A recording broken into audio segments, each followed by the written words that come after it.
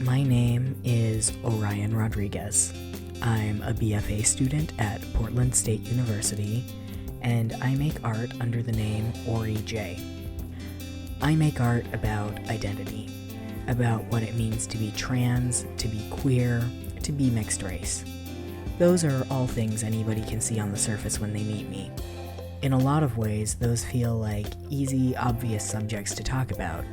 People ask me questions about those parts of my life all the time. What's harder to talk about is disability, and in particular, mental illness.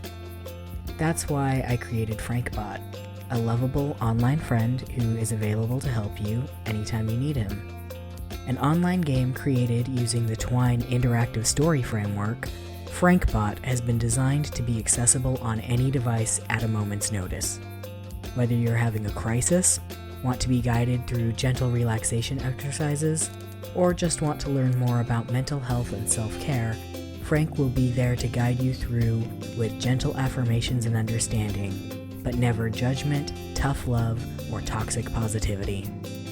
In a lot of ways, Frank was created to be the companion that I wish I had had when I'm having a difficult time. When it's hard to figure out what I'm feeling and why, when I need someone to remind me to take my meds, or just someone to remind me that things aren't as bad as they might seem. While Frank is no substitute for a counselor or crisis line, he can guide visitors to those resources if needed too. The idea of using a computer program to provide mental health resources and education isn't new. In the 1960s, MIT scientist Joseph Weizenbaum created ELIZA, a program that simulated conversation based on Rogerian psychotherapy. Despite the fact that ELIZA mostly repeated back users' own words or asked open-ended questions, many were convinced that this simple chatbot truly understood what they were going through. In modern times, there are a number of apps available that guide users through basic CBT exercises, mindfulness practices, and more. While these can be helpful, they're certainly no substitute for a real therapist. And as a user, I often find them alienating. While the creators seem well-intentioned, they only rarely understand more serious mental health conditions and the unique needs of trauma survivors. In my case, I've been diagnosed with complex post-traumatic stress disorder, or CPTSD. This is a mental illness that involves overpowering emotions, and often it's difficult to understand where they're coming from or why they're happening. There's a lot of secrecy and shame around the condition. It's hard not to blame yourself for the events that traumatized you. I didn't always know that the feelings I lived with had a name. People told me I was too sensitive, that it was just anxiety, that I needed to relax, that I needed to be more positive, that I needed to stop acting crazy, or that I was too much, that if I opened up about my experiences, I would scare people away. I didn't always feel safe talking about it. But what I could do was make art to try to express what I was feeling. There's still a lot of stigma around acknowledging you have a mental illness. People will be supportive sometimes, but only if you seem to have your life together 100% of the time. But if that were the case, you wouldn't have a diagnosis, would you? It's one thing to admit you struggle with depression.